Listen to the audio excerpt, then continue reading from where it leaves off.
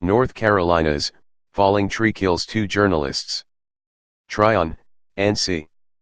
North Carolina's governor is urging his state's residents to exercise caution as rains from a subtropical depression spread into his and other southern states, noting the deaths of 2 broadcast journalists killed by a falling tree as they reported on the severe weather associated with Alberto.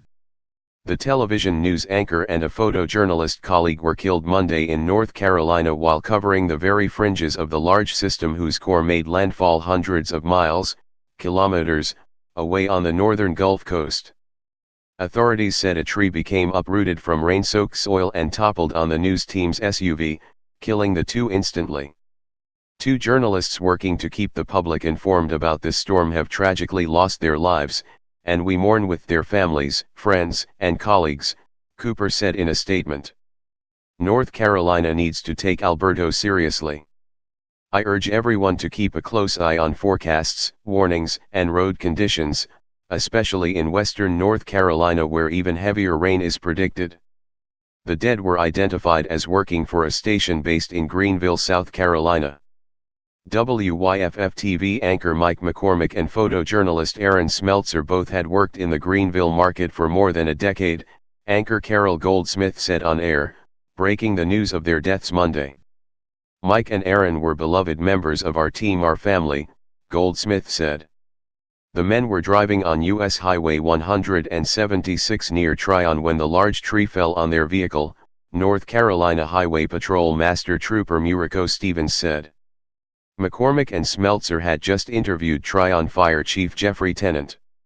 They told Tennant to be careful with Alberto's remnants expected to bring more heavy rains and mudslides to North Carolina. He told them to be careful too. 10 minutes later we get the call and it was them, Tennant said at a news conference, his voice cracking. A woman died in a mudslide on May 19 not far from the area, and officials in one especially hard-hit county were asking people living in vulnerable areas to voluntarily leave before the weather got worse. Neither Stevens nor Tennant directly blamed the up to 2 inches, 5 centimeters, of rain that fell Monday for the deaths. The fire chief said the roots of a large tree were loosened in ground saturated by a week of rain. The TV vehicle engines was still running and the transmission was in drive when crews found it. The men died instantly, said Tennant. McCormick was a weekend anchor for the Greenville station and covered Spartanburg and surrounding areas. He came to the station in April 2007.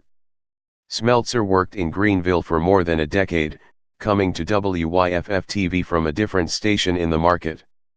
He touted on his Twitter biography of winning 4 Emmys. WHNS-TV reporter Derek Dellinger competed with McCormick and Smeltzer, but also considered them friends.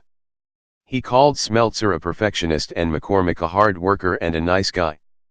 Despite being the competition, I had interactions with McCormick, both in and out of work, and we would talk about work issues, talk about life, everything, Dellinger said, calling him a good guy with a warm heart.